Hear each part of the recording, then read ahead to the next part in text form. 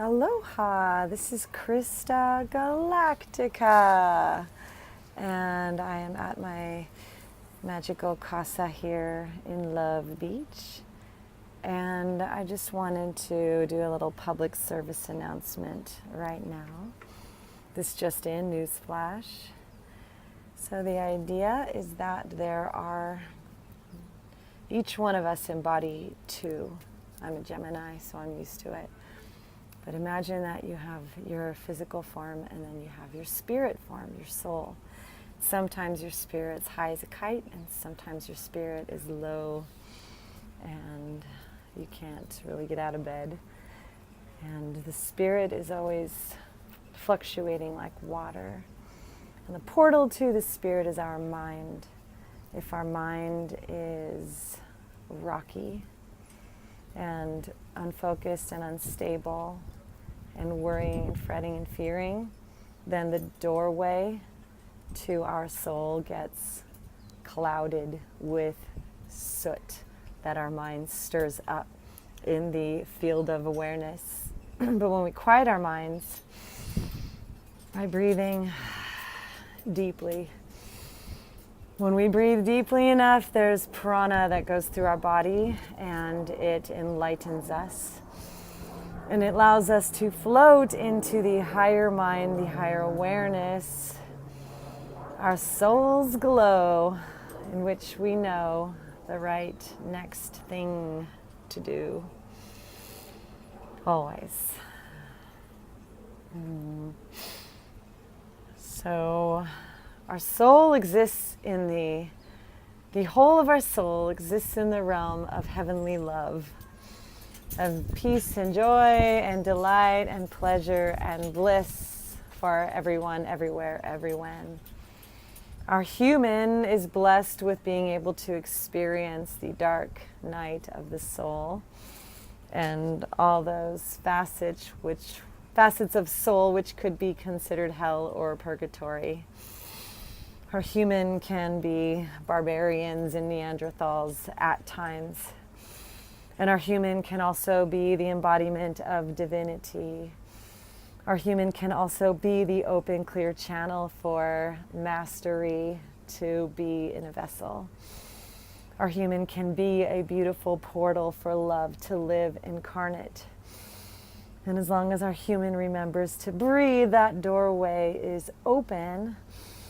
The body feels light and happy and joyful and great.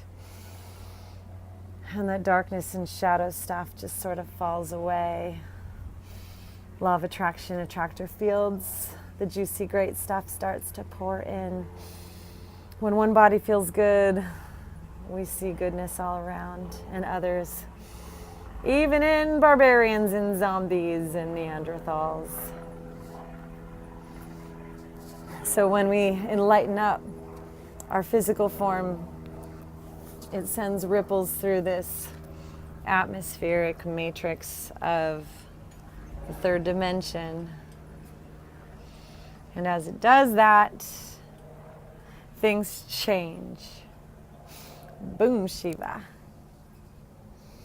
And I'm pretty sure that's what the crop circles are all about. There's a lot of changing that's happening. There's a lot of activation that's happening on the surface here as our human crystals, little mermaids, are walking around in all this beautiful light. It's like we're the earth that's been born on the outside. Om Namah Shivaya. Hey-oh, Hare Krishna. I see a rainbow on my crown. Om Namah Shivaya. Om. Turning my world upside down. Om Mama Gaya. And imagine that the earth is receiving all the blessings from our own soul's activation, awakening, receiving all the frequencies. And as she receives it from all over the planet, from all of the beings that are awakening to light and to love inside of us, by breathing, all the beings that are breathing so much, they're even forgetting to eat physical food. All the beings that breathe so much, they feel happy and joyful all the time. Let that be we. Let us drink in this atmosphere and become so light we're one with the planet. And in this lightness, there's energy traveling down our open souls. It's reverberating with the planet from all walks of life. And it's shooting so much energy into the core. The core is receiving an activation, and it's sending it back, and it's grounding at places that are open. And we call those crop circles. The thunderbolt blast from within the mother. That's a byproduct of our awakening, is bringing peace and harmony to all.